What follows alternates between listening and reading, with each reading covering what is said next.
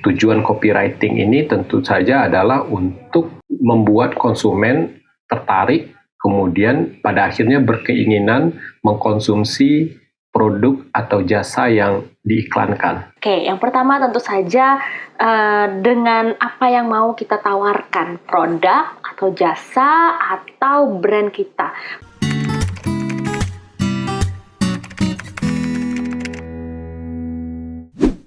Halo, para peserta Short Course 101 Viral Marketing Universitas Andalas. Perkenalkan, saya Farik Al-Faruqi, co-founder Toroka, sebuah institusi yang bergerak di bidang perbukuan. Toroka Press adalah lini penerbitan kami, sementara kedai Toroka adalah lini toko buku yang kami kelola di Kota Padang. Selain itu, saya adalah program manajer Yayasan 17.000 Pulau Imaji dan Jakarta Content Week. Dalam sesi ini, saya akan memberi pengantar tentang creative copywriting dan bagaimana perannya dalam membangun konten viral untuk pemasaran media sosial. Teman-teman pasti sudah pernah mendengar atau setidaknya membaca sekilas tentang copywriting atau profesinya yang disebut copywriter. Karena dalam tahun-tahun belakangan, istilah tersebut banyak sekali digunakan dalam konteks pemasaran yang berkaitan dengan bisnis berbasis digital. Nah, kita bisa mulai mengenal apa itu copywriting melalui gambar berikut. Jika teman-teman baca poster berita kehilangan anjing ini sampai akhir, teman-teman kemudian akan tahu bahwa ternyata ini adalah iklan les berbahasa Arab. Kenapa berita kehilangan anjing yang digunakan untuk mempromosikan kelas berbahasa Arab? Tentu saja karena berita kehilangan anjing ini bisa mengundang perhatian konsumen, ketimbang jika copywriternya misal menulis atau menyebarkan selebaran yang menjual langsung kelas berbahasa Arab. Gambar ini adalah contoh paling sederhana sekaligus paling mengena tentang copywriting.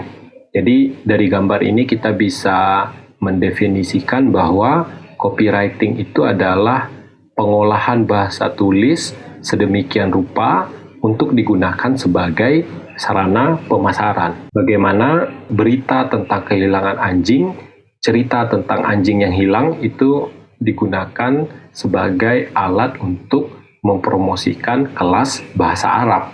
Jadi kurang lebih copywriting itu adalah iklan, tapi dalam bentuk kata, kalimat atau narasi.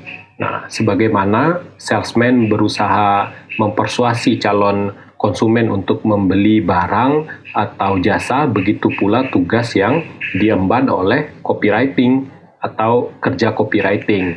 Nah, sebagai mahasiswa, teman-teman tentu tahu ya, ada banyak sekali jenis tulisan, apakah itu skripsi, makalah, esai, status Facebook. Tapi copywriting merupakan salah satu alat yang digunakan oleh bidang pemasaran. Dan sebagaimana alat, ia memiliki tujuan tentu saja. Tujuan copywriting ini tentu saja adalah untuk membuat konsumen tertarik, kemudian pada akhirnya berkeinginan mengkonsumsi produk atau jasa yang diiklankan. Adapun profesi yang mengerjakan tugas copywriting ini disebut copywriter. Tugas utamanya tentu saja adalah menulis. Namun ada kalanya copywriter juga mesti melakukan riset untuk mengetahui karakteristik atau psikologi pasar yang ditargetkan oleh produk atau jasa yang ia iklankan. Kebutuhan terhadap copywriter semakin meningkat jika teman-teman misalnya mengunjungi situs pencari kerja bernama Jobstreet.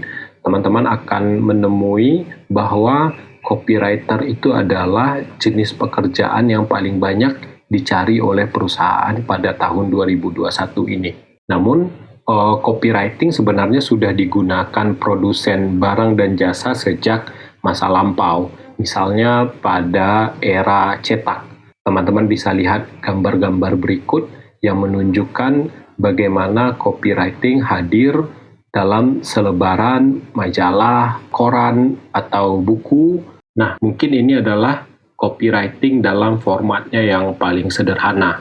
Kita mungkin generasi yang tahu dengan tagline Yamaha semakin di depan. Nah, tagline semakin di depan ini yang melekat pada produk-produk Yamaha adalah salah satu hasil kerja copywriting. Namun selain itu, kita juga bisa lihat dari keempat gambar ini, elemen-elemen copywriting yang digunakan itu sebenarnya identik. Misalnya, di iklan Bama Pijat ini, yang dipadankan oleh copywriting adalah antara fitur produk dan kemudian nilai apa yang diperoleh konsumen ketika mengkonsumsi produk tersebut. Fitur produk pada Pijat misalnya sepeda motor 50 cc, si mungil indah dari Prancis. Nah, dia ingin menggabungkan antara fitur produk yang 50 cc dengan keindahannya ketika konsumen mengendarainya. Hal yang sama juga ada pada gambar atau iklan Honda Bebek. Fitur produknya misalnya C70 K3 dan C70 MK3 yang lincah dan serbaguna, kemudian dipadankan dengan manfaat atau persepsi bergaya bagi para remaja. Nah, semakin di depan juga, semakin irit itu fitur produknya, bertenaga juga, tapi tampil lebih gaya. Artinya, copywriting berusaha menggabungkan antara fitur produk dengan keinginan konsumen atau persepsi konsumen. Jadi, copywriting adalah jembatan tadi, jembatan yang menghubungkan antara fitur produk dengan keinginan konsumen. Tapi selain di medium cetak, copywriting itu juga hadir di medium audiovisual, misalnya seperti televisi. Saat ini, copywriting bahkan hadir hampir di semua platform media sosial yang jamak kita ikuti. Facebook, Instagram, WhatsApp, Twitter, atau juga ada di email, website, SMS. Jadi, apapun media yang menggunakan bahasa sebagai sarananya, copywriting hadir di situ. Namun, seiring dengan perubahan-perubahan media tadi, karakteristik, fungsi, dan peran copywriting juga berbeda. Jika di masa atau di periode medium cetak, kita bisa lihat copywritingnya sangat sederhana, hanya memaparkan tentang fitur produk dan kemudian persepsi yang diperoleh oleh konsumen ketika mengkonsumsi produk tersebut. Sementara ketika di jagat digital, fungsi copywriting tidak melulu agar konsumen membeli barang, tapi juga bagaimana membentuk citra produk dengan lebih intens. Pada era digital ini pula, kita temui bagaimana profesi copywriter itu tidak mesti terikat pada perusahaan tertentu, namun juga sudah bekerja sebagai atau secara freelance. Artinya, copywriting telah menjadi sebuah pekerjaan yang otonom, sama halnya dengan web developer misalnya, yang justru bergerak dari satu klien ke klien lain. Seperti tadi yang sudah saya singgung sedikit di awal, fungsi copywriting ini adalah untuk meningkatkan kesadaran dan keterhubungan konsumen dengan sebuah produk atau brand yang ia iklankan, yang pada gilirannya si calon konsumen ini bersedia membeli atau menggunakan produk tersebut. Atau seperti yang dijelaskan oleh Agus Trianto dalam bukunya Copywriting, Seni Mengasah Kreativitas dan Memahami Bahasa Iklan, tujuan copywriter itu adalah membentuk perilaku pembeli, terpenuhinya pesan penjualan, serta membujuk konsumen agar tertarik dengan produk yang diiklankan. Copywriting ini memanfaatkan salah satu fungsi bahasa, karena kita tahu bahasa selain sebagai alat komunikasi, juga sarana untuk membangun sugesti. sarana untuk persuasi dan bahkan membangun persepsi. Jika misalnya Anda mendengar frasa think different, Anda akan langsung ingat pada produk-produk Apple, sebagaimana misalnya Yamaha tadi, semakin di depan. Nah, si frasa think different ini akan mampu misal menarik minat anak muda urban berpendidikan dan menyukai kebaharuan. Mungkin frasa ini tidak cocok diperuntukkan bagi kalangan menengah ke bawah atau kalangan usia 50 ke atas misalnya. Nah, demikianlah copywriting bekerja. Definisi, fungsi, dan bagaimana copywriting bekerja secara esensial tetap sama antara kehadirannya di medium cetak. Namun seiring dengan dinamika media sosial yang bergerak dengan sangat cepat, bahkan hitungan detik dan menit, maka copywriting pun berkembang menjadi berbagai macam varian. Perubahan yang sangat cepat terjadi di media sosial menuntut copywriting atau para copywriter untuk bekerja dengan lebih kreatif dan fleksibel.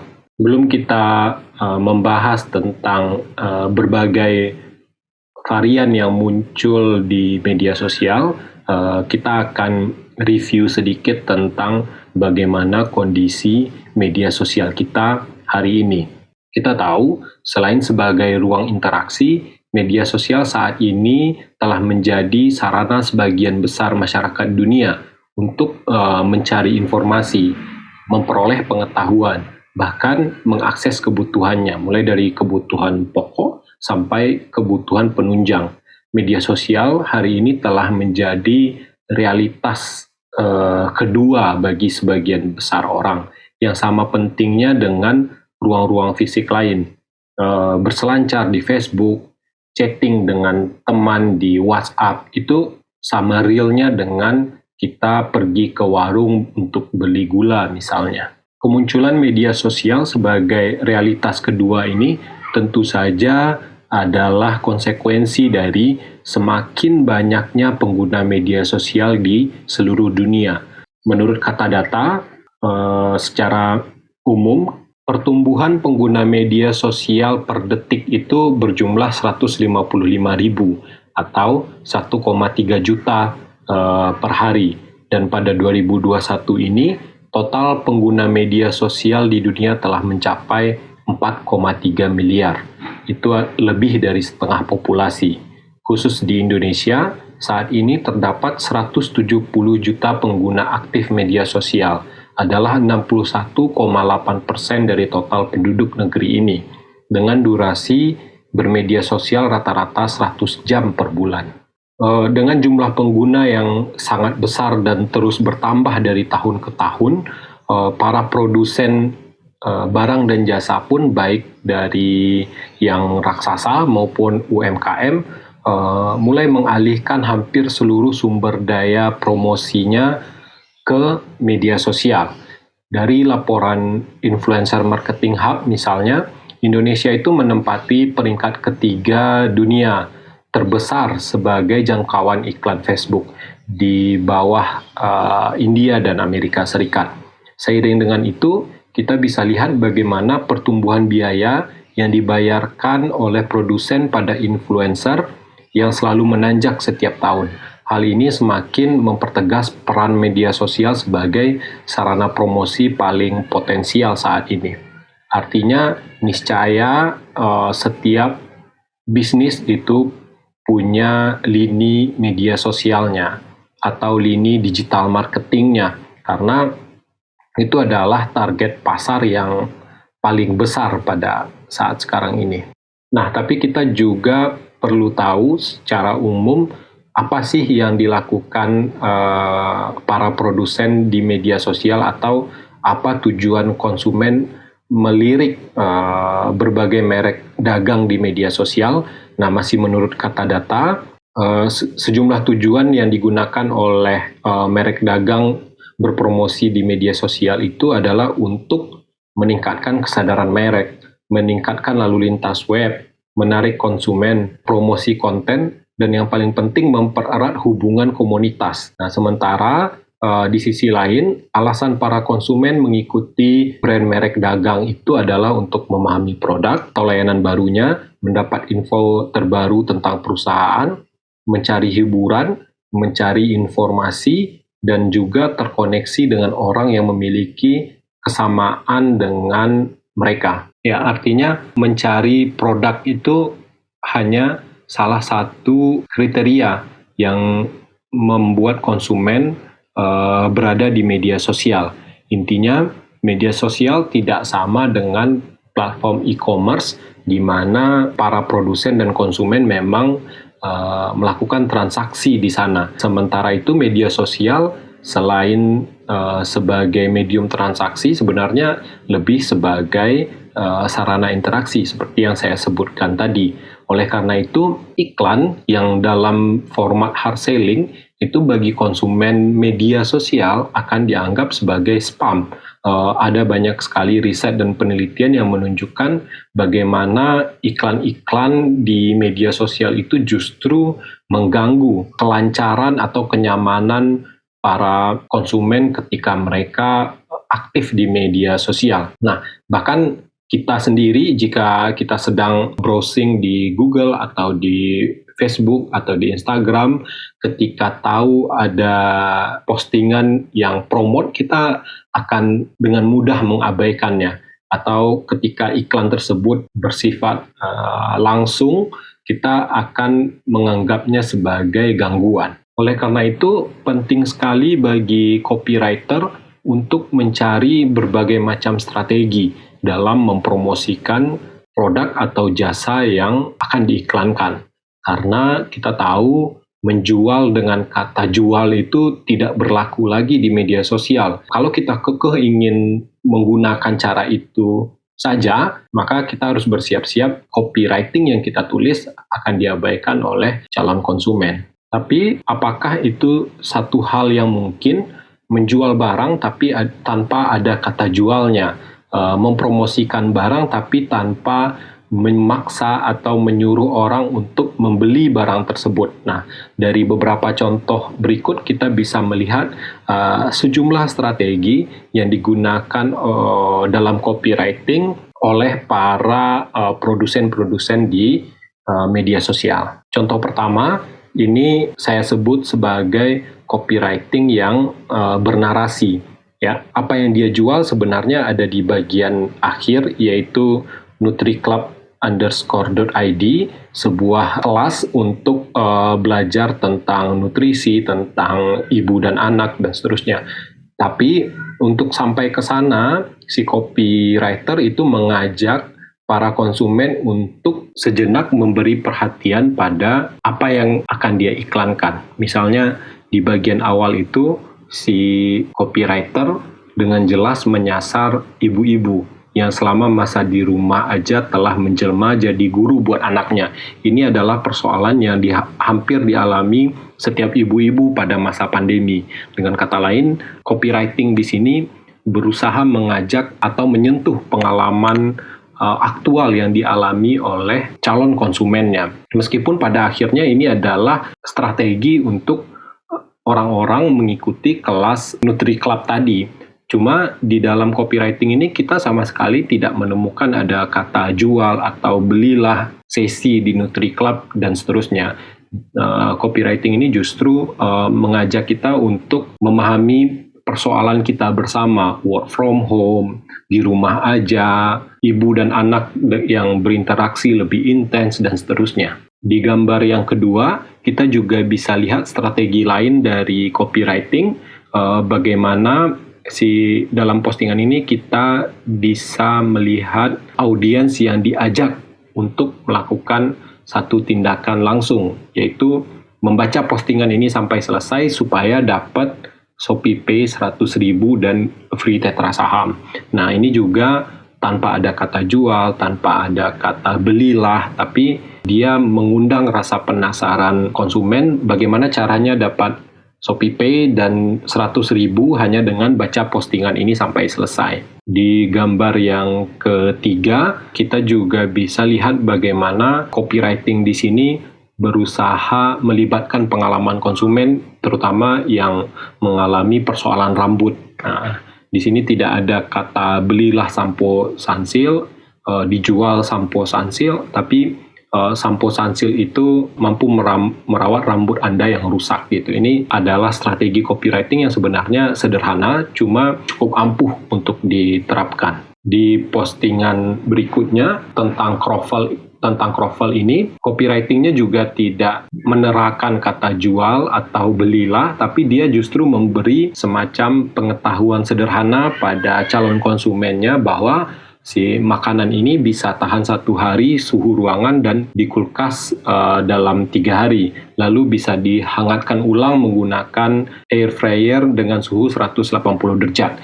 Nah, dia justru memberi pengetahuan pada calon konsumennya tentang cara mengkonsumsi Krovel ini. Kemudian di postingan selanjutnya kita bisa lihat bagaimana copywriting ini justru menawarkan nilai manfaat pada konsumen yang akan mengkonsumsi susu Milo. Dia tidak bilang belilah segelas Milo atau 1 sachet Milo, tapi minum segelas Milo setiap hari untuk dukung energinya beraktivitas harian. Nah, dari 5 contoh ini kita bisa lihat sejumlah strategi yang digunakan oleh copywriter untuk berjualan. Ada yang menawarkan nilai manfaat, ada yang edukasi, ada yang mencoba memahami persoalan calon konsumennya, ada yang bernarasi seperti behind the scene tadi, cerita tentang ibu dan anak, dan seterusnya.